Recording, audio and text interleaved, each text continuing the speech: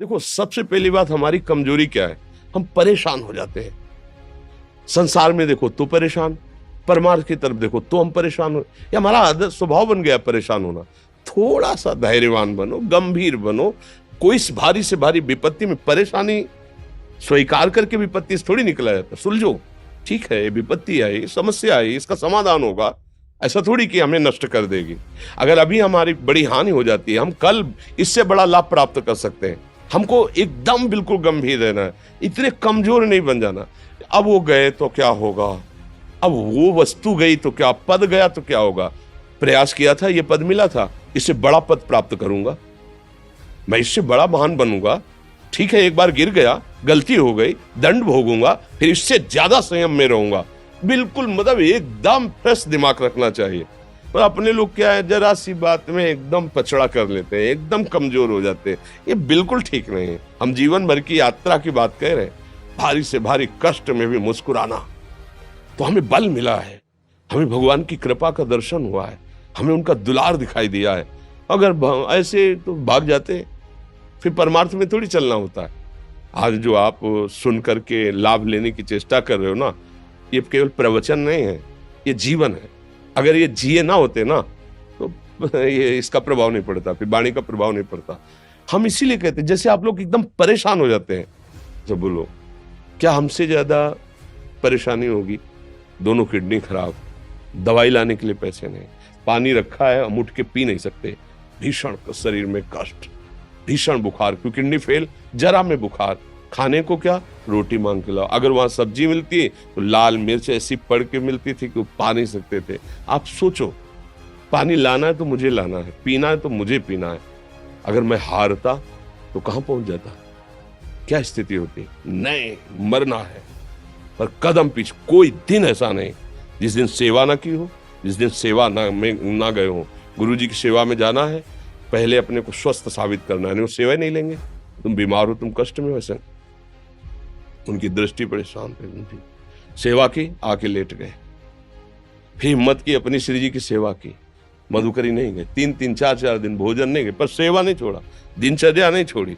और उसका प्रधान कारण संयम, ब्रह्मचर्य, भगवत आश्रय, नाम जप, कभी हारने नहीं दिया। अभी भी थोड़ी देर बाद डायलिसिस शुरू होगा, हारने, आपको हारे हुए नजर आ रहे हैं। शरीर में पीड़ा है, किडनी फेल है, ऐसा थोड़ा हम स्वस्थ बैठे हैं, पीड़ा है, बार बार प्यास लगती है, थोड़ा थोड़ा पानी मिलता है, हर, लेकिन हम आनंदित हैं, हम प्रसन्न हैं।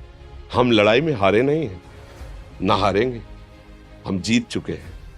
हम अपने मालिक के भरोसे में अपना सब बात, तो वो, ये हम अपनी बड़ाई नहीं बता रहे, हम आपको बता रहे समस्या।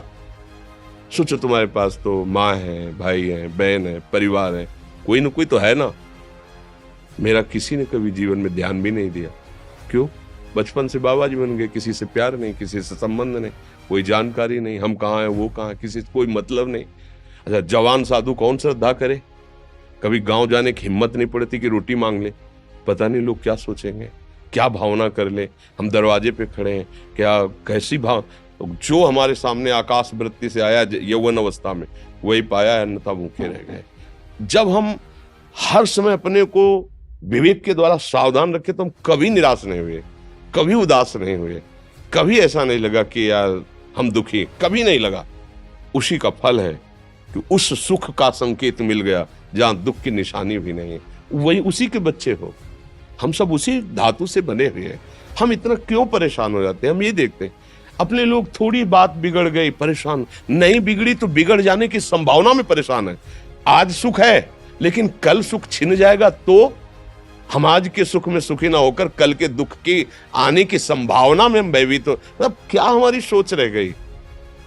हमको इतना बलवान बनना है कि सुख और दुख दोनों हमको छू न सके। भारी से भारी सुख की व्यवस्था है तो अहंकार नहीं, हर्षित होकर किसी का अपमान न करे कि हम धनी, हम पदाधिकारी, अमुक। भारी से भारी दुख आया तो हमें किसी के सहयोग की जरूरत नहीं, हम फिर अपने कदम बढ़ाएंगे, हम फिर जुड़ी हुई अपनी भावनाओं को सजाएंगे। मस्त जीवन, एकदम तुम अविनाशी के बच्चे हो। शेर का बच्चा भेड़ों के बीच में फंसकर म्यों म्यों बोल रहा है, बस अगर दहाड़ना सीख जाए तो कोई भी उसे परास्त नहीं कर सकता। ऐसे भगवद अंश, तू प्रपंच में फंसकर अपने को इतना दीन क्यों देख रहा है? तू ऐसा है कि भगवान के दिव्यास्त्र में भी ताकत नहीं तेरे को मार सके। तू अविनाशी का अविनाशी बच्चा है, विनाशी भोगों को, विनाशी शरीर को मैं मान के इतना भयभीत, इतना दुख ठीक नहीं। ये सबके लिए, केवल एक के लिए नहीं। आप समझो, आप लोग सोचते हैं हम गृहस्थ होकर भला ऐसी स्थिति कैसे। जनक जी सुखदेव जी के गुरु हैं और राजा हैं, महल है, रानियां हैं, नौकर है, चाकर। क्या सुखदेव जी जिनके शरीर में लंगोटी भी नहीं है, दिगंबर, परमहंस के गुरु हैं जनक जी जो राजा हैं। समझो आप ऐसा ना सोचे कि अब नौकरी कर रहे हैं, हम संसार में, हम गृहस्थ हैं, हम आध्यात्मिक की ऊंचाई पर नहीं चढ़ सकते। नहीं, आप एक सरकारी नौकरी या आप किसानी या व्यापार करते हुए आप एक अध्यात्म की ऊंचाई में चढ़ सकते हैं। और अध्यात्म ही है जो तुम्हें इस माया के दुख सुख से ऊपर उठा सकता है। दूसरा, चाहे जितनी संपत्ति आ जाए, आप सुखी नहीं हो सकते। सब देख लो, आंख खोल के देख लो। अध्यात्म ही है जो तुम्हें हर कष्ट सहकर मुस्कुराकर जीने का रास्ता बता देगा कि आप आनंदित हो जाओगे। कुछ नहीं बिगड़ा। अध्यात्म है तो कुछ नहीं बिगड़ा, अध्यात्म नहीं है तो कुछ नहीं बना, कुछ हाथ नहीं लगने वाला।